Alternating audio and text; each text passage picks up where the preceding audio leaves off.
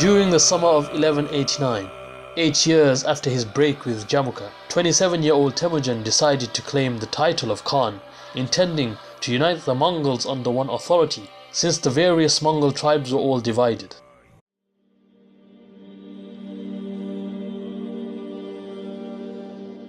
Who is Genghis Khan?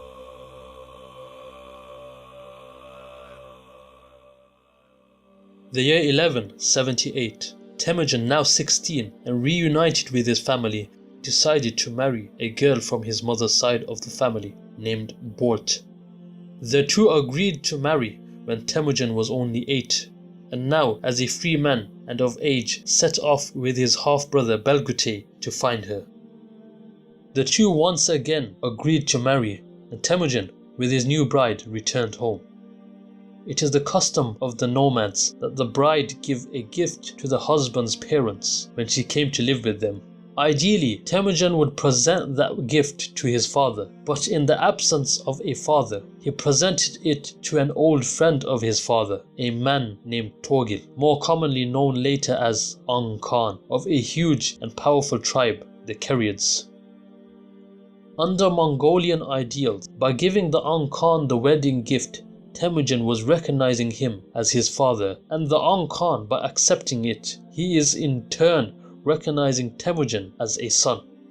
The Ong Khan accepted the gift, and thus Temujin and his family were entitled to his protection.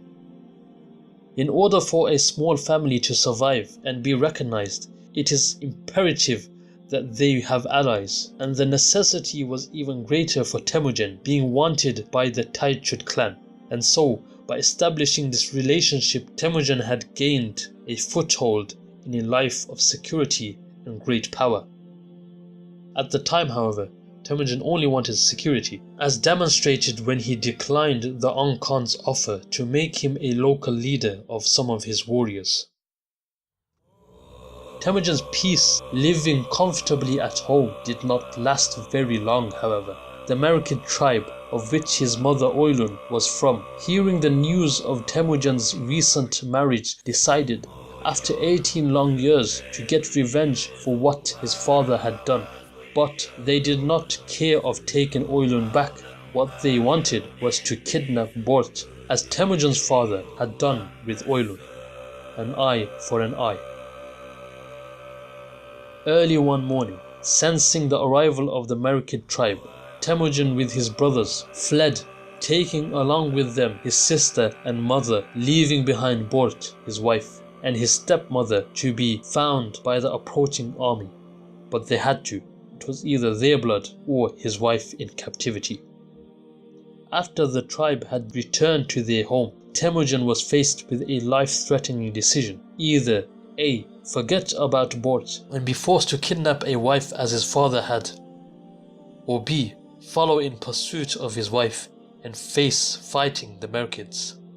After much thought and prayer, he chose the latter and sought the help of the Ong Khan and also his old childhood friend Jamuka, with whom he held a special bond.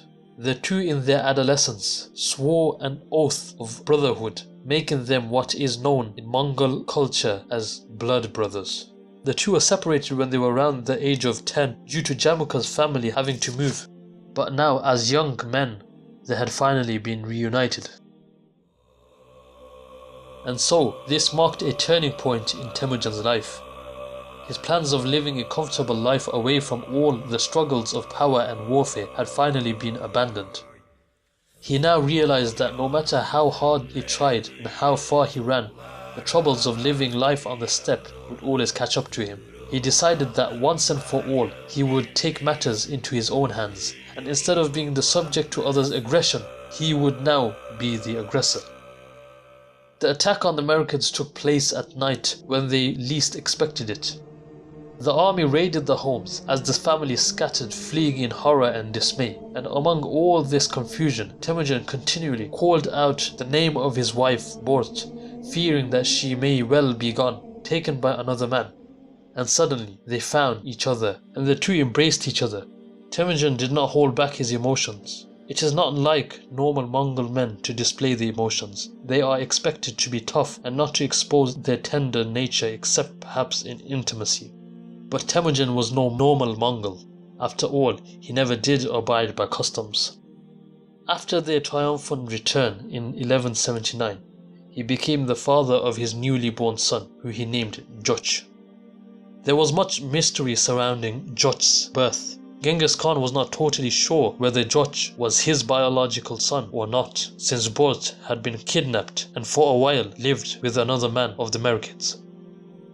Temujin joins his group with that of Jamuka's much larger group. He joined Jamuka's group not as a normal follower, but as a noble figure, and for a year and a half he followed Jamuka's lead. During this time, Temujin slowly became resentful of his social bond with Jamuka.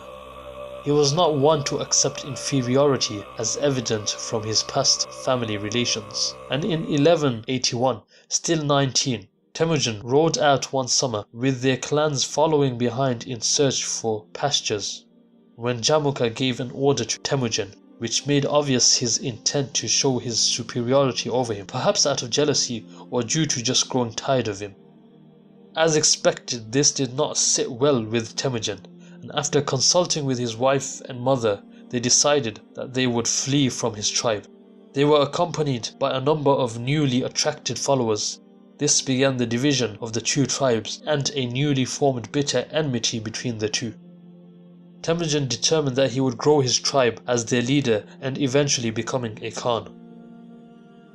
Temujin's ability to attract loyal companions, as seen in this incident and that of the servant family going as far as risking their life for him, indicates that he had a way of being with people, a sort of charm that would enchant them into becoming loyal followers ready to give their life for him. The two rivals spent a quarter of a century stealing animals and women from each other and killing each other's followers. During the summer of 1189, 8 years after his break with Jamuka, 27-year-old Temujin decided to claim the title of Khan, intending to unite the Mongols under one authority, since the various Mongol tribes were all divided. He also intended that from this he could attract some of Jamuka's followers to his side, or to provoke a reaction from Jamuka, so they could settle their dispute once and for all. To establish his position as Khan, Temujin held an election, where the people would vote merely by showing up. Not showing up meant that you are voting against him. Although majority of the people did not show up, and many of them still supported Jamuka, Temujin nonetheless acted as Khan over the few followers that he did have. Temujin began assembling an administrative court which would normally consist of his relatives, but Temujin was handing out responsibilities not depending on kinship but to those who showed most loyalty and those best suited for the job. He gave the highest responsibility of being his personal assistant to Boch and Zhel, who were with him for over 10 years now. The responsibilities he handed out consisted of various roles such as being a guard, a warrior, an archer, or even a chef to prepare meals for him so that he remained safe from consuming poison.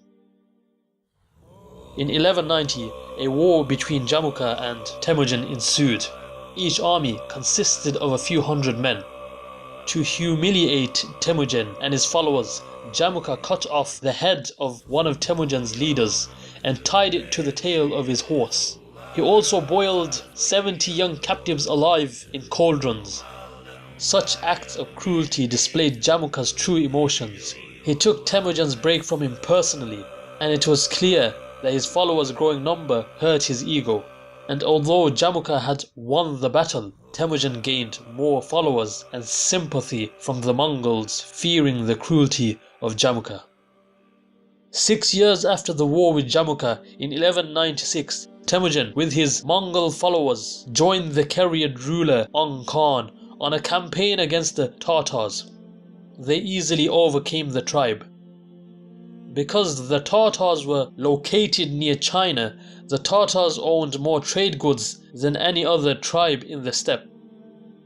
Temujin's followers thus gained a lot of wealth from the plunder, more than they ever had fighting and raiding on the steppe. His success and accumulated riches attracted more followers under Temujin's rule. One Mongol lineage, the Jurkins, who claimed to be supporters of Temujin, refused to aid him in the war against the Tatars, and also went about raiding his camp when he was absent. Temujin deemed what they had done as betrayal, and in 1197 led a campaign against them, easily defeating them, and he ordered that the chiefs of the clan be executed. He did this to show a lesson that it does not matter if you hold a high status among your tribe, you will be punished for disloyalty. Temujin, instead of taking the people of the clan as slaves, he accepted them as members. Such orders were unprecedented among the Mongols. The wrongdoings and slip-ups of the aristocratic leaders were always overlooked, and they always received special treatment, especially from lower status lineages like that of Temujin's.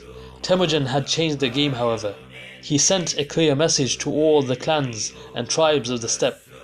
Those who were faithful to him, he would be good to them and reward them, but if they tried to attack him, he would show no mercy. In 1201, 4 years later, Jamuka continued to not accept Temujin as the Khan of the Mongols. Jamuka's followers primarily consisted of the aristocrats, those wealthy Mongols who were born in high-ranking families. Jamuka received the title of Gur Khan by his followers, meaning the Khan of all the Khans.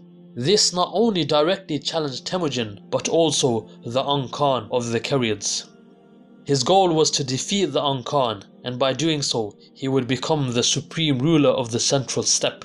And his ambitions seemed realistic, as he had the support of various aristocratic clans such as the Taichud, the clan that had enslaved Temujin when he was a boy. Temujin's Mongol army, combined with the Ong Khan's forces, was much larger than Jamuka's army. During battle between Jamuka, with the help of the Taichud, and Temujin, with the help of the Ong Khan, a storm broke out, causing intense thunder and lightning. Fearing that this was a sign of victory for Temujin, Jamuka, with his band, fled. The Ong Khan chased after his army and ordered Temujin to pursue the fleeing Taichuds. When Temujin's men caught up with the Taichuds, the two armies commenced in battle. Temujin was shot in the neck by an arrow, and although the wound was not deep, he fell unconscious, perhaps due to poison being applied to its tip. Jelm, his most trusted follower and assistant, spent the entire evening sucking out the blood from his neck. During midnight, as the two armies camped, Temujin regained consciousness and begged for mare's milk. Having none available, Jelm snuck into the enemy's camp, putting his life in danger to steal some from them. This isolated incident shows the extent of loyalty that Temujin would instill in his followers. Although he never asked or expected from his followers that they go to such extremes, many were nevertheless committed to. Many of Temujin's followers were genuinely pleased to serve him, and especially his generals, as evident from the fact that none of Temujin's 6 generals throughout the course of his life ever deserted him, nor committed acts of betrayal against him, and so he never punished any of his generals. Eventually, Temujin defeated the Taichuds, and done with them as he had done with the Jurkins before.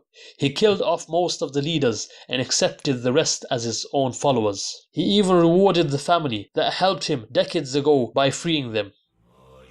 Thus, Temujin had completely annihilated any possibility of the defeated clans from ever becoming a threat to him again, by both killing the radical leaders of the Taichuds and the Jurkins, while simultaneously accepting the remaining leaders as their own, and rewarding them for their loyalty, and by accepting the rest of the members as a whole, making them his own followers.